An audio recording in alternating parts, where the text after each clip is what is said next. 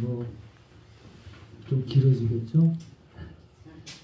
제가 지난주에 예고한 대로 본문에 나오는 우리가 하나님의 자녀가 되는 권세를 주셨다. 이 말씀에 담긴 두 번째 의미, 지난주에 예고한 대로 두 번째 의미를 우리가 함께 살펴보고자 합니다. 뭐 기억하실지 모르겠어요. 첫 번째 의미는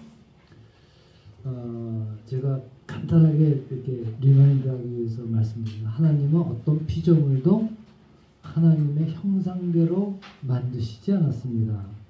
그 지으신, 창조하신 모든 어떤 피조물도 결코 하나님께서 아들이라, 나의 자녀라 이렇게 칭하시지 않았습니다. 오직 우리, 구원받은 우리만 하나님께서 자녀라 부르시기를 기뻐하셨다는 겁니다.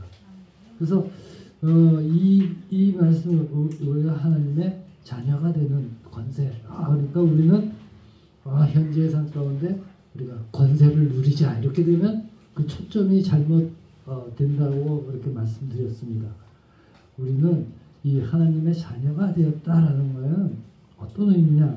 그 첫 번째 의미가 우리가 하나님의 자녀됨으로 인해 이제는 우리 인생 전반에 걸쳐서 하나님께서 하나하나 간섭하신다는 거예요. 부모로서. 일일이 간섭하시는 겁니다. 말하자면 이제 우리의 삶은 하나님의 간섭 아래 놓여 있는 것입니다.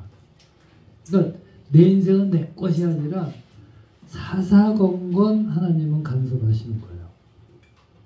그래서 어떻게 보면 우리 입장에서는 힘들고 귀찮고 어렵고 그렇죠.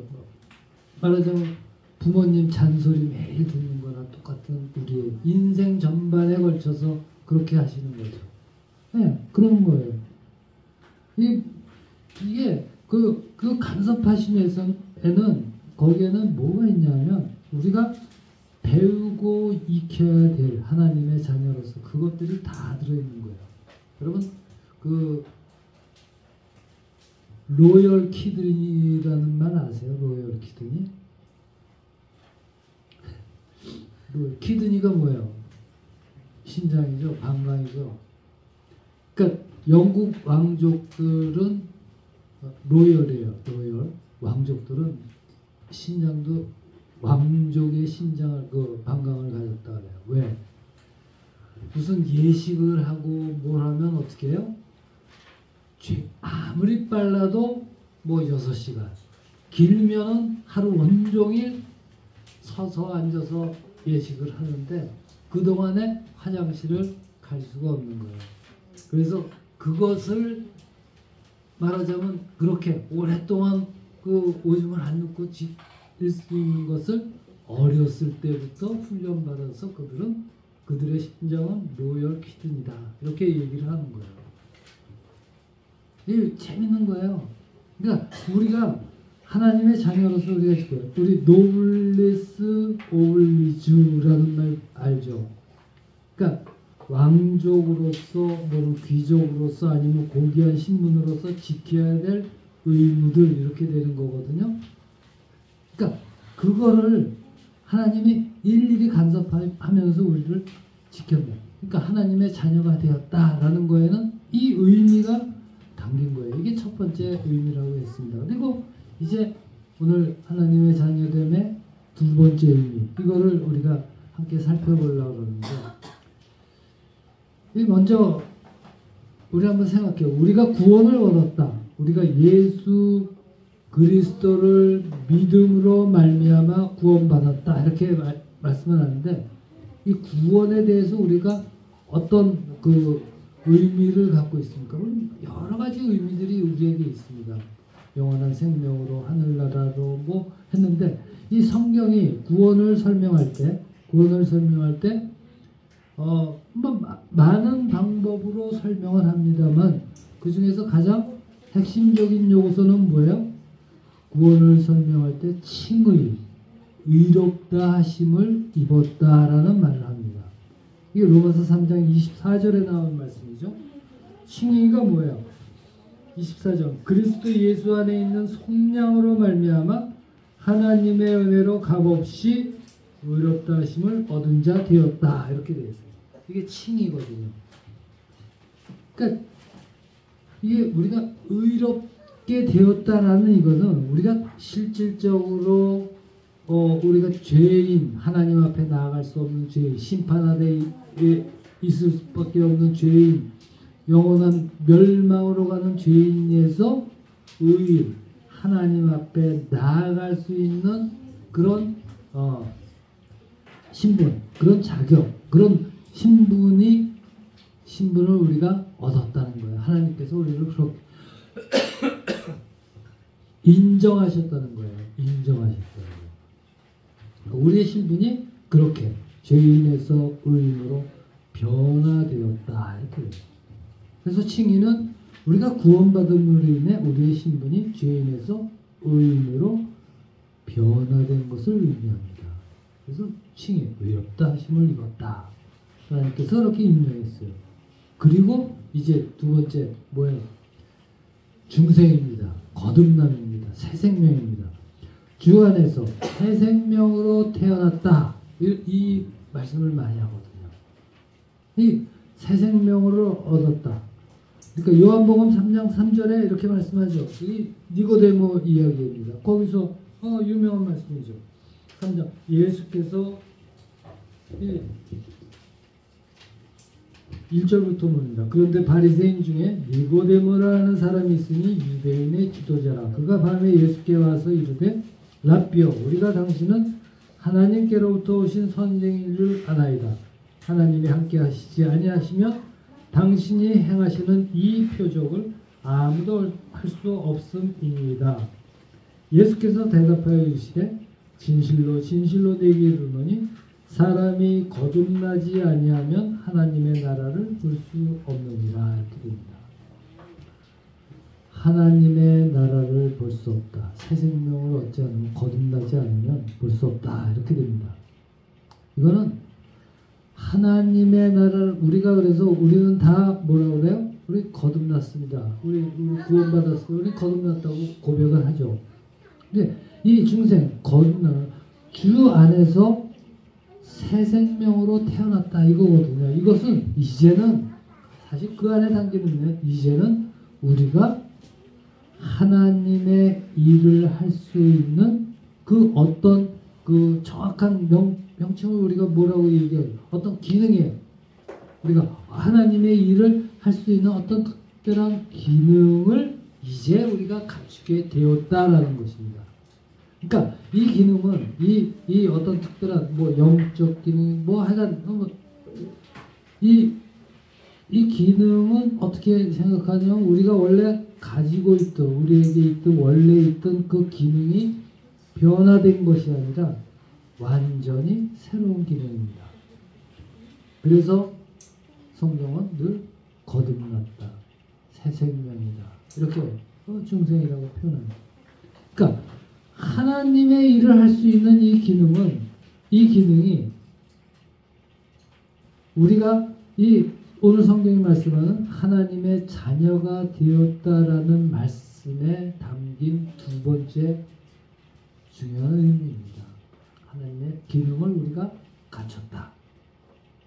그러니까 그러니까 구원받아서 우리에게 새롭게 부여된 이 기능으로 말미암아 우리는 어떻게 해요? 이전에는 할 수 없었던 하나님의 일을 이제는 할 수 있는 거예요.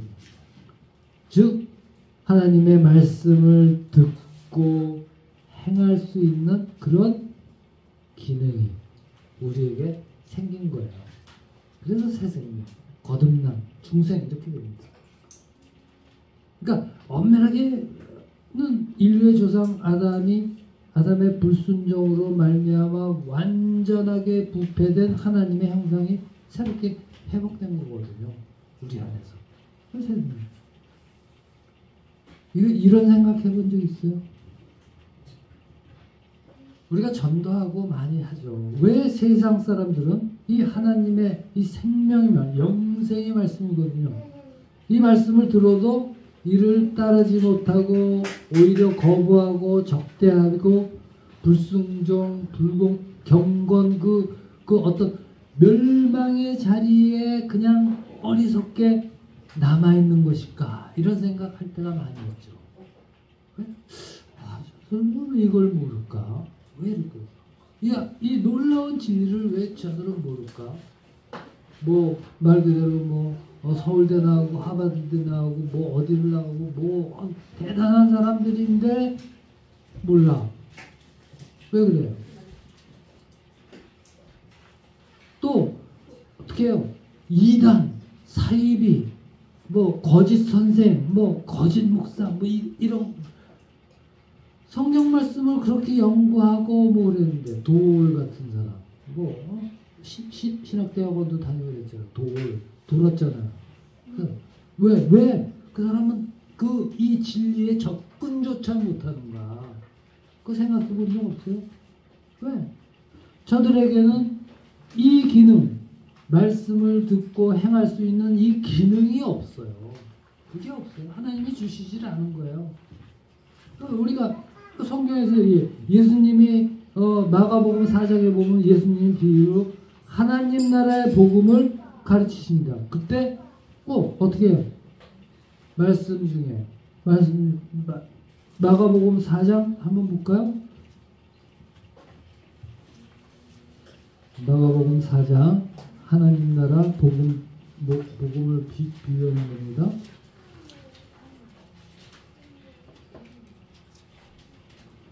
마가복음 4장 1절 4장 9절입니다.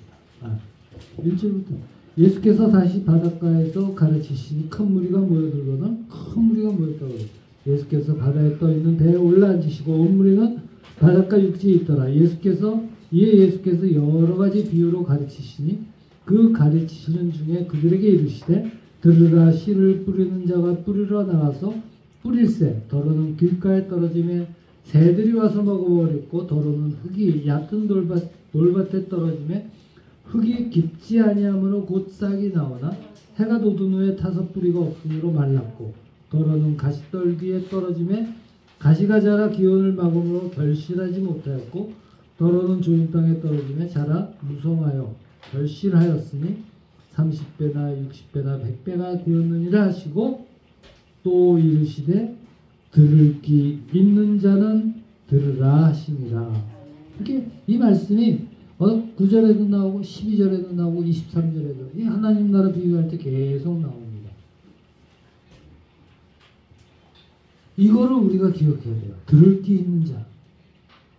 많은 무리가 들었어요. 예수님 말씀. 예, 많은 무리가. 우리 길거리 가다가도 우리 듣잖아요. 예? 지하철 안에서도 우리 듣잖아요. 주 예수를 믿으라. 그리하면 구원을 얻으라. 듣고 보잖아. 안 봐요? 들리잖아요. 그런데 그렇게 예수님이 말씀하셨지만 그러나 예수님이 그 끝에서 뭐라고요? 들을 귀 있는 자는 들으라. 예. 들을 귀. 그들에게는 생명의 말씀을 들을 수 있는 기능, 귀가 없다는 거예요. 귀가. 그 귀가 없기 때문에 어떻게 해요? 하나님의 자녀가 되는 권세를 누리지 못하게 되는 것입니다.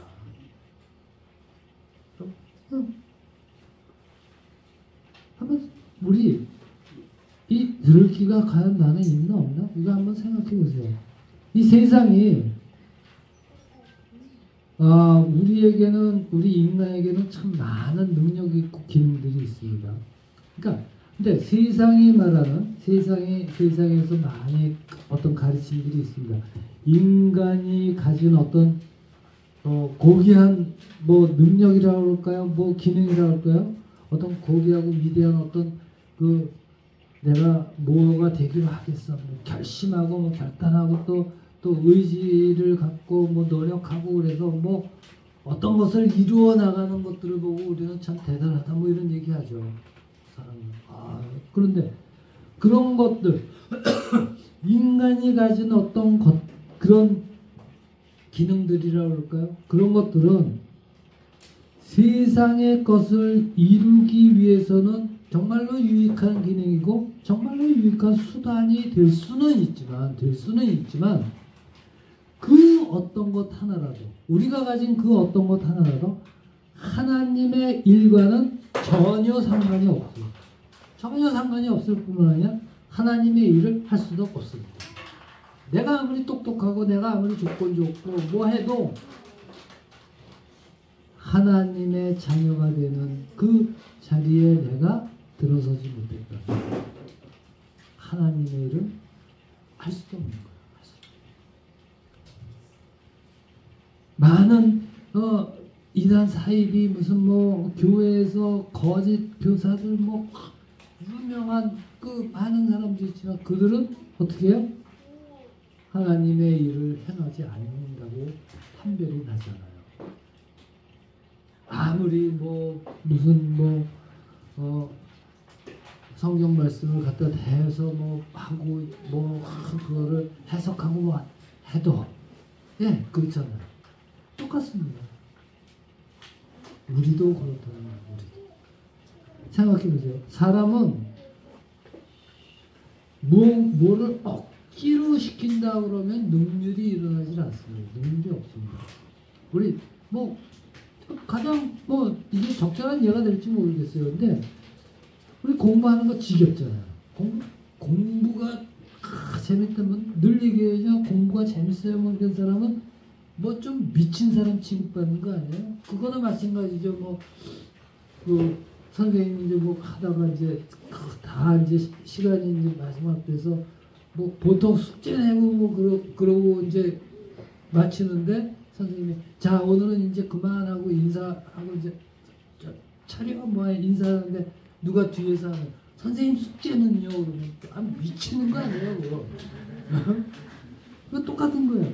지겨워요. 다 하고 싶지 않아 억지로. 근데 우리가 가만히 생각해봐요. 다 지겨운데 그 지겨운 여러 과목 중에서도 내가 좋아하는 과목이 있어요. 좋아하는 과목 있죠? 어떤 과목 좋아했어요? 나는 다 싫어요. 뭐 체육을 좋아하든 뭐 미술을 좋아하는 과목이 있어요. 예. 왜 그래요? 게임하는 사람들이 우리 게임을 보면 저거 뭐하는 게임하는 사람들이 희열을 느끼는 순간이 뭐예요? 그 게임에 어떤 치트키를 개체했을 때 지름길이죠. 지름길. 치트키. 모르는 분들은 모르죠. 게임을 치트키. 마찬가지예요. 공부해도 좋아하는 거. 이런 것들이 있어요. 마찬가지예요. 우리가 예배 드리는 거, 뭐 기도하는 거, 성경 공부, 무슨 뭐 헌신, 봉사 뭐 이런 거 다 교회에서 우리에게 의무적으로 하라고 시켰어요. 교회는 그런 거 없습니다. 전혀 없어요. 그런데 나도 모르게 어느 순간 예배가 은혜로워요. 예배가 기도가 좀 이런 말이 기도가 땡겨요. 기도하고 싶어서. 성경 공부 재밌어요. 야 이런 말씀이 있었네. 그런 적 있어요? 없어요? 예, 있습니다. 재밌어요. 그럴 때도 있어요. 그렇게 되는 이유가 뭐예요? 내 의사, 내 의지 이거랑 상관없이 하나님께서 우리를 그 자리로 옮겨 놓으신 거예요. 우리에게 그거 성경이 재밌고 예배가 은혜롭고 뭐 이런 모든 그 기능을 우리에게 주신 거예요. 그러면 오늘 12절 말씀이 뭐예요? 12절 영접하는 자 곧 그 이름을 믿는 자들에게는 하나님의 자녀가 되는 권세를 주셨습니다. 이 말씀에는 예수 그리스도를 믿음으로 말미암아 구원받은 우리는 이제 비로소 뭐예요? 생명의 말씀을 들을 수 있는 귀를 가졌고 또한 행할 수 있는 또 궁극적으로는 예수 그리스도를 닮기 위해 노력할 수 있는 그런 신분과 기능을 갖췄다는 거예요. 하나님이 우리에게 주셨다는 거예요. 이게 중요한 거예요. 그런 것을 주셨는데 중요한 사실은 우리가 하나님의 자녀되면 혈통이나 말씀처럼 혈통이나 13절 이는 혈통으로나 육종으로나 사람의 뜻으로 나지 아니하고 오직 하나님께로부터 난 자들이니라. 하나님께서 일방적인 은혜로 우리가 하나님의 자녀됨의 권세를 받았다. 이렇게 돼요. 그게 우리 한 사람 한 사람이 증인들이에요. 친구예요. 바꿔 말하자면 우리가 하나님의 자녀가 되었다는 말씀은 비로소 우리가 하나님의 일을 부름받아 하나님의 일을 행하며 우리 성원이가 저기 언제 커서 뭐 성교가 된다고 그래? 나보다 낫네 뭐 이런 생각 제가 얼핏 한 적이 있습니다. 제가 성원이 나이 때는 놀러 다니라고 띵가띵가 했는데 뭐 성교를 예 어느새 그런 거예요. 하나님의 일을 우리가 행하며 하나님의 영광에 참여할 수 있는 놀라운 권세를 받았고 또한 그 권세를 누릴 수 있는 신분이 되었고 그 기능을 우리가 갖췄다는 거예요. 우리에게 하나님께서 그렇게 주셨다는 거예요. 그래서 하나님의 자녀가 되는 권세를 주셨다 이렇게 말씀하는 것입니다. 깊이 우리가 생각해야 될 부분입니다. 예, 지금 이 자리에 있는 우리는 어떻게 해요? 오직 내 능력으로 내가 뭐가 잘나서 내는 이게 아니라 오직 하나님께로부터 난 자들입니다. 그러므로 이제 우리에게는 그 베푸신 은혜, 그 주신 권세에 따르는 뭐가 있어야 돼요? 노블레스 오블리주가 있어야 되는 거죠. 묵혀두지 말라는 얘기입니다. 네, 묵혀두지 말라.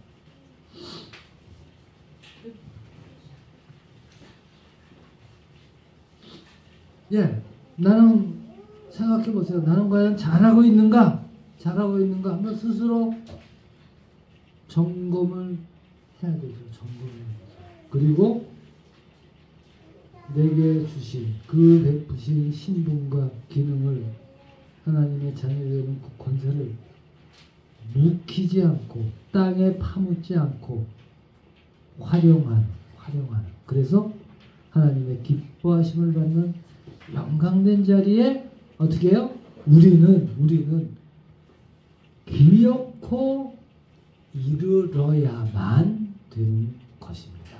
이게 우리의 자리고 우리의 신앙이고 우리의 삶이고 우리의 인생입니다. 네. 어때요? 과연 나는 그렇게 하고 있을까? 참 의심되는 부분들이 많이 있죠. 이 세상이 참 지금 시끄럽죠. 여러 가지. 정말로 무엇을 옳고 그른지 알 수는 없고 여러 가지를. 그러나 흔들리지 마십시오. 오직 주 안에 굳게 서서 하나님께서 우리에게 주신 이 영광스러운 권세, 이 놀라운 축복, 이 우리에게만 주신 이 놀라운 특권, 그 어느 하나 놓치지 마시고 정말 이 감격, 내가 하나님의 자녀가 됐다는 이 감격과 자랑과 기쁨을 우리의 삶 가운데, 우리의 일상 가운데 누리며 살아가라.